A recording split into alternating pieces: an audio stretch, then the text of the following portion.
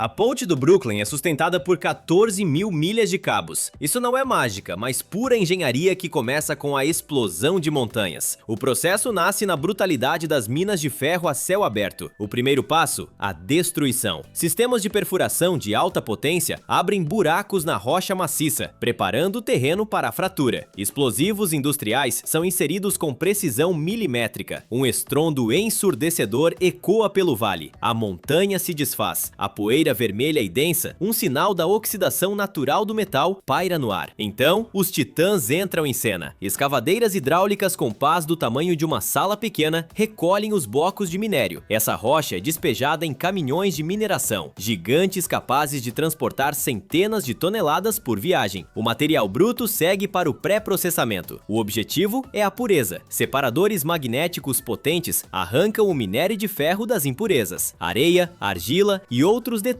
são descartados. O que resta é o coração do metal, triturado até a dimensão ideal para a fundição. Trens de carga e navios graneleiros transportam essas montanhas de matéria-prima, um fluxo incessante em direção ao seu próximo destino. Centenas de toneladas de minério extraídos são apenas matéria-prima. O principal desafio de engenharia é como transformar essa pedra nas veias da civilização. A ponte do Brooklyn é sustentada por mais de 22 mil quilômetros de cabos de aço, um feito de pura engenharia. Um único cabo com a espessura de um braço humano suporta o peso de milhares de veículos e a força de ventos de furacão sem tremer. A rocha extraída da montanha é frágil e quebradiça.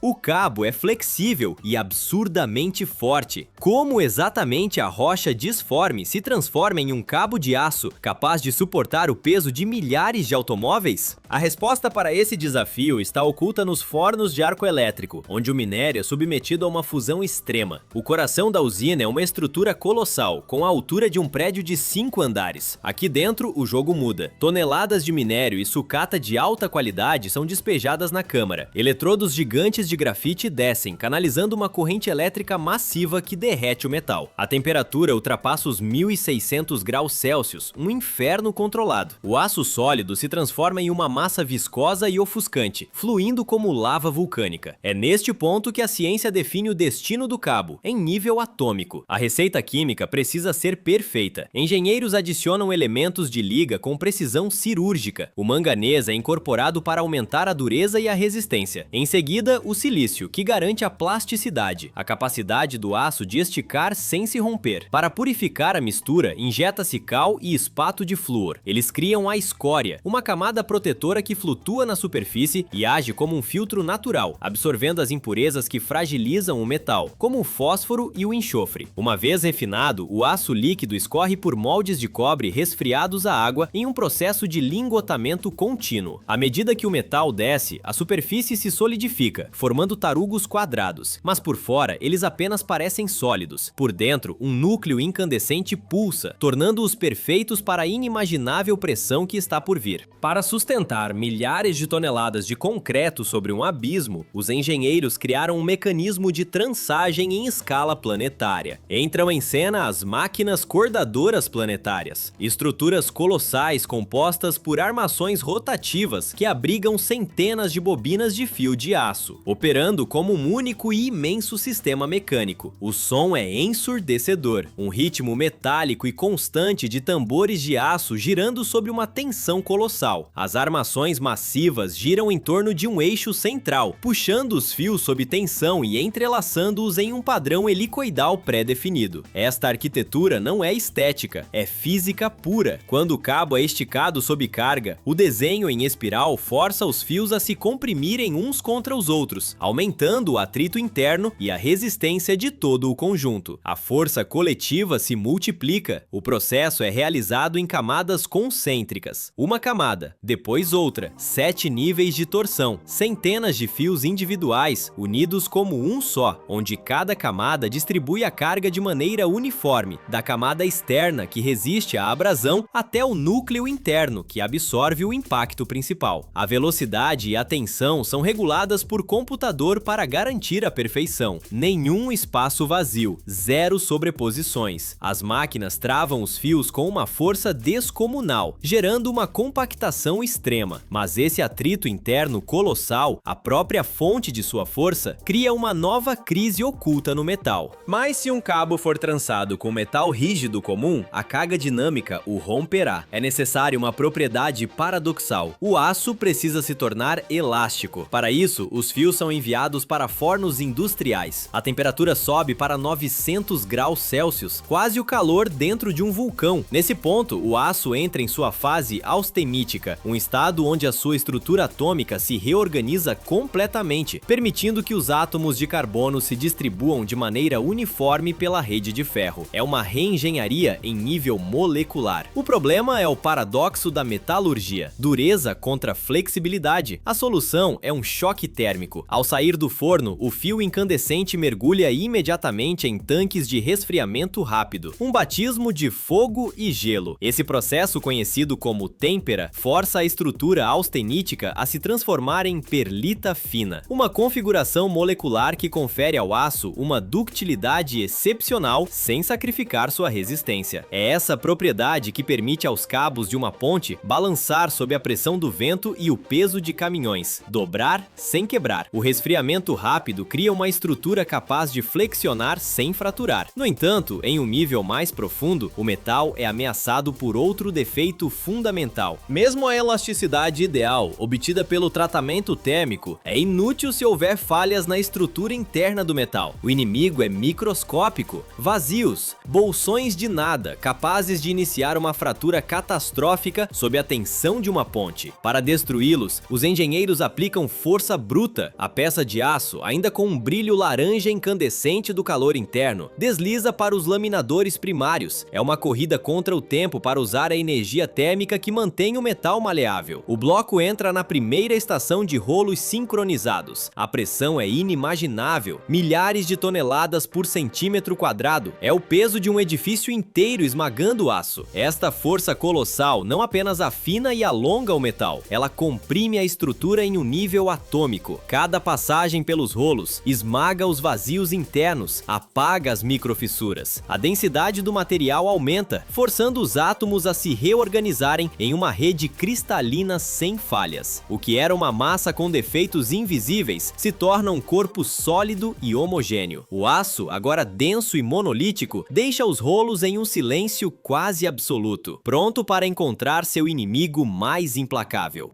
A estrutura interna do aço é densa, quase perfeita, mas do lado de fora ele enfrenta um inimigo implacável: a corrosão. Chuva ácida, umidade constante e o sal marinho atacam o metal sem parar. Contra essa agressão química, a engenharia responde com uma blindagem de sacrifício. O processo começa em tanques de limpeza. Um cheiro agudo de ácido paira no ar enquanto a superfície do fio é purificada em nível microscópico. Depois da pureza, o calor. O fio mergulha em um banho de zinco fundido, 450 graus Celsius. Nessa temperatura, o zinco não apenas cobre o aço, ele se funde metalurgicamente à sua superfície, criando uma liga que atua como um ânodo de sacrifício. A lógica é brutalmente simples. Se a camada protetora for danificada, expondo o aço, o zinco se corrói primeiro. Década após década, ele se oxidará para que o núcleo do cabo permaneça intacto. Para os projetos mais críticos, uma camada adicional de polímeros epóxi sela o metal de forma quase hermética. O zinco se funde ao aço a exatos 450 graus, formando uma armadura química. Mas para alcançar a resistência final, é necessário um processo físico completamente diferente. A peça de aço, agora quimicamente protegida e estruturalmente homogênea, passa por sua transformação final, a mais paradoxal de todas. É aqui que o verdadeiro DNA do megacabo é forjado, não pelo calor, mas pelo frio. A questão é contraintuitiva: como o ato de esticar um metal em temperatura ambiente pode torná-lo radicalmente mais forte? Ouve-se um guincho agudo e contínuo, o som do metal gritando contra o metal. É o fio de aço sendo mecanicamente puxado através de uma sucessão de matrizes de carboneto de tungstênio, o material com dureza próxima do diamante. Cada orifício é infinitesimalmente menor que o anterior. O processo ocorre em temperatura ambiente, frio contra frio, isto é, trefilação a frio. Sem aquecimento, a estrutura cristalina do aço não amolece, ela é forçada forçada a se reorganizar sob extrema pressão. Os grãos de metal se alongam, se comprimem e se alinham na direção da tração. Esse fenômeno é conhecido como encruamento por deformação. A cada passagem, o aço se torna mais denso, mais duro e drasticamente mais resistente, mais fino, mais forte. A precisão é absoluta. O diâmetro final é controlado com uma tolerância de 0,01 milímetro, mais fino que um cabelo humano. Sensores a laser garantem o padrão, mas a verdadeira mágica está na física da deformação. O fio emerge com violência da última matriz, fixando para sempre sua rede molecular em um estado de tensão limite. Mesmo a arquitetura de entrançamento mais perfeita é vulnerável a uma crise oculta, a condensação nos vazios microscópicos entre os fios. Ar, umidade. Inimigos silenciosos, aprisionados no coração do aço, capazes de iniciar um processo de corrosão interna que comprometeria toda a estrutura. A solução é uma injeção de força bruta, guiada pela engenharia química. O processo começa com a análise de um composto sintético que desafia a intuição. Um lubrificante com propriedades tixotrópicas. Em estado de repouso, ele é um gel espesso e estável. Mas, sob a força da injeção, a física muda. As longas cadeias de polímeros do composto se alinham, a viscosidade despenca e a substância se torna fluida, capaz de penetrar em qualquer microfissura. Agulhas de injeção perfuram a camada externa do cabo. O lubrificante quente e viscoso avança, preenchendo cada milímetro cúbico sob uma pressão que poderia perfurar um casco de aço. As microbolhas de ar e umidade são violentamente expulsas. O que resta é um núcleo sólido e protegido. Este não é apenas um preenchimento, é um sistema de autodefesa.